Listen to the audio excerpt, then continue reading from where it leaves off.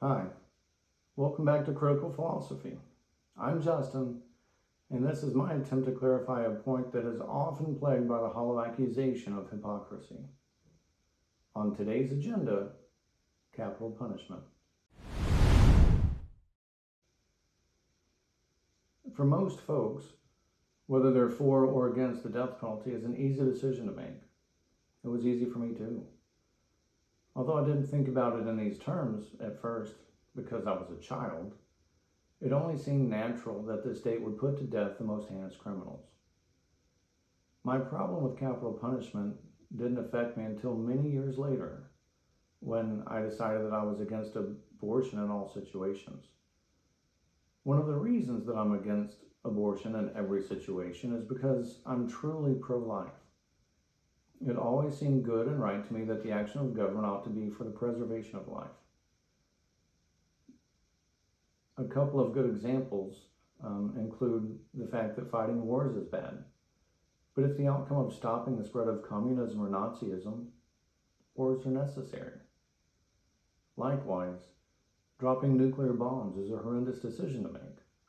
But if the intent and outcome is that lives are saved in absolute numbers, especially those of my fellow countrymen, the bombs have to be dropped. Being on the side of prolonging life is natural. Barring mental deficiency, no one wants to die. No one faces the death of a loved one without immense pain.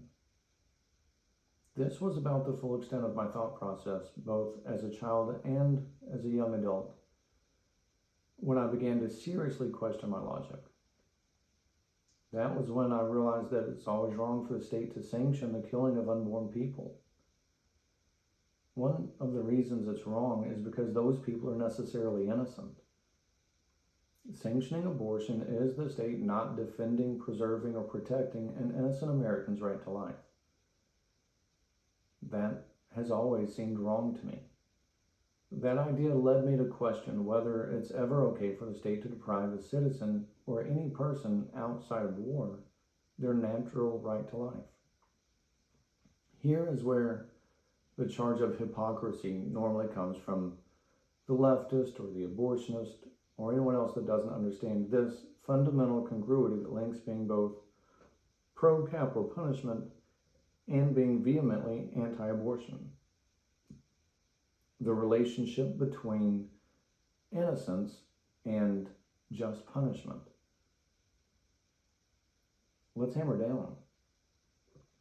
I recently published a video in which I detailed most of the truths regarding abortion as I understand them.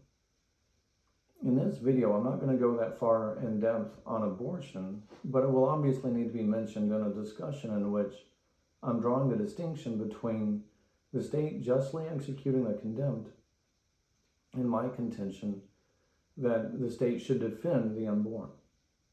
The most obvious reason why is that currently the state does allow the execution of more than 1 million innocent Americans every year vis-a-vis abortion, all the while unspeakably deranged, vile, and otherwise despicable people that have absolutely no interest or ability in coexisting safely and peacefully within their society continue to live for years at taxpayer expense on death row. Part of my analysis is the fact that the American federal government has it absolutely backward. For decades, they have allowed the innocent to die while keeping the condemned alive. I at least know that to be wrong-headed, even if it's done with good intentions. For an in-depth analysis of exactly why abortion is so wrong and the government's so wrong for allowing it, I'll refer you to an earlier video titled "Abortion is Worse Than Slavery." It can be easily found on this channel by subscribing. For the remainder of this discussion, I'll focus on the just nature of executing the condemned. That requires considering why we even have prisons in the first place. I don't think anyone outside the most radical progressive minds have difficulty understanding why it is right and necessary for the sake of civil society that individuals who demonstrate a penchant for criminality should be removed from that society. That's what jails and prisons do. They house individuals that have been judged unfit for society to some extent for a specified period of time. If one defines civil society to mean one with the least amount of crime while simultaneously maximizing the opportunity for upward mobility on the part of each citizen, obviously the criminal element, which will always exist, must be dealt with swiftly. I would also add harshly as the best means of deterrence.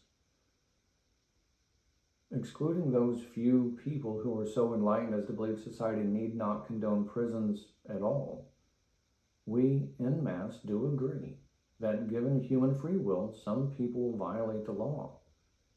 As such, some just punishment is warranted. That is, they will violate a civil or criminal code of conduct. The punishment for such a violation can vary from nothing at all or a small fine to a larger fine and ultimately up to and including the forcible incarceration and even death, which really amounts to a life sentence on death row because the vast majority of prisoners condemned to death die of reasons other than state execution. Why do we do that? Why does the government impose sanctions on individuals who exhibit certain behavior? Theoretically, it's because the government is comprised of the people. We, the people, wanting a society devoid of crime, have decided that certain criminal behavior should be sanctioned. For lesser infractions, the penalty is lesser. That means for more grievous infractions, the punishment is more grievous.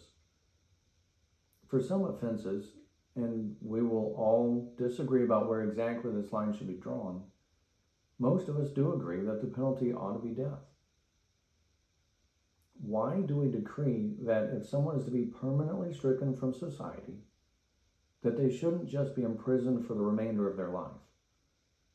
Why do we take it a step further and decide not only that they should die, but also that it should be the state that administers that sentence?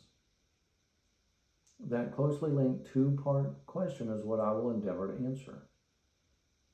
Let me first acknowledge that there are many more infractions for which the penalty is incarceration for the rest of their life. Those can include infractions for individual crimes or the accumulation of sentences for multiple lesser crimes. The sentence is ultimately the same.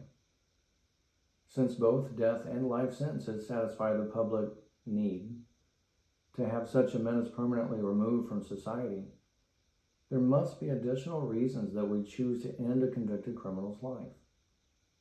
Those reasons are multifaceted. First, and most importantly, there's a goal beyond the simple removal of that criminal from society. There's a public good satisfied by their state-sanctioned execution. Second, the condemned pose a threat to all other people. The details of their crimes show that they even pose a threat to other prisoners.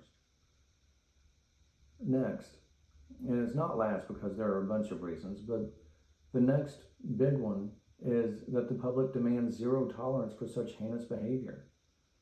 We want others in our society and the rest of the world to know that if you do this here, we will kill you without threat or even possibility of legal retribution.